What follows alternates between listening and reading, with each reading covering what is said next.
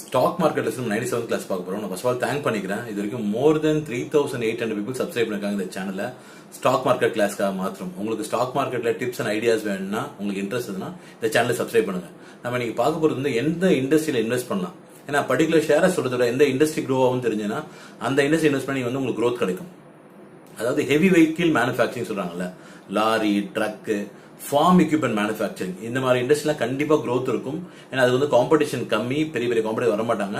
இருக்கிற company steady growth இருக்கும். So heavy vehicle manufacturing, tractor manufacturing, lorry manufacturing, truck manufacturing, இல்லைனா வந்து farming equipment manufacturing, இந்த மாதிரி கம்பெனியில் நீங்கள் இன்வெஸ்ட் பண்ணீங்கன்னா கண்டிப்பா growth அண்ட் ப்ராஃபிட் இருக்கும், ஸ்டெடி growth இருக்கும். It's best industry invest. Thank you for subscribe my channel. Subscribe பண்ணுங்க, உங்க ஃப்ரெண்ட்ஸ்க்கு ஷேர் பண்ணுங்க, லைக் பண்ணுங்க.